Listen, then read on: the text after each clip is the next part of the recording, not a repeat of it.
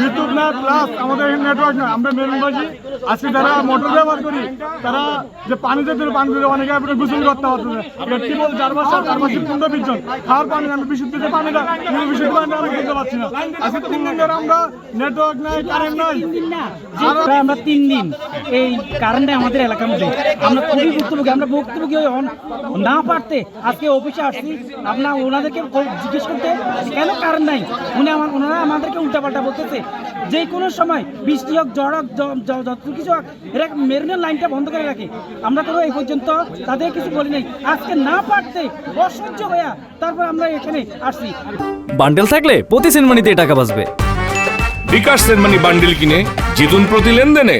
যে কারেন্ট আসবে আজকে 3 দিন ধরে দেখাচ্ছে, কিন্তু এখনো কোনো কারেন্ট যাওয়ার কোনো ইয়ে নাই যে আমরা এক গ্লাস পানি খাবো, এই পানিটা পর্যন্ত নাই।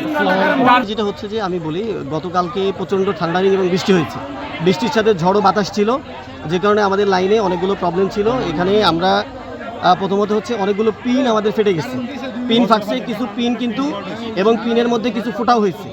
এরপরে কিছু লাইনের তার ছিঁড়ে গেছে, আমাদের 2টা ট্রান্সফরমার ড্যামেজ হয়েছে। তারপরে হচ্ছে আপনার কিছু তারের উপরে গাছ পড়ছে। তো এই প্রবলেমগুলো আমরা যখন আমাদের যে সীমিত লোকবল সেগুলো নিয়ে যখন আমরা সার্ভে করছি, লাইন যখন ট্রাই করা হয়েছে টিকে না, এরপরে আমরা কি করেছি, আমরা আমাদের যে লোকজন আছে তাদেরকে বের করছি সাইড লাইনে। বের করার পরে আমরা ইন্ডিভিজুয়ালি যখন খুঁজে প্রবলেমগুলো কিছু পেয়েছি, কিছু পাইনি, লাইন ট্রাই করার চেষ্টা করা হয়েছে, চালু দেওয়া হয়েছে, লাইন টিপ করছে, 33 হতে টিপ করছে। ফাইনালি আমরা কি করছি, বিভিন্ন জায়গাতে জাম্পার আউট করে দিয়েছি, দিয়ে সেগমেন্টটাকে ভাগ করে ছোট ছোট ভাগে ভাগ করছি যেন প্রবলেমটা আইডেন্টিফাই করা যায়।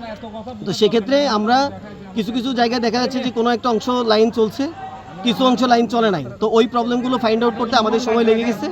পাশাপাশি আজকের দিনেও কিন্তু প্রচণ্ড বাতাস ছিল, যে কারণে যে লাইনগুলো আমরা চালু করতে পারছিলাম সেগুলোতেও আবার নতুন করে প্রবলেম অ্যারাইজ করছে।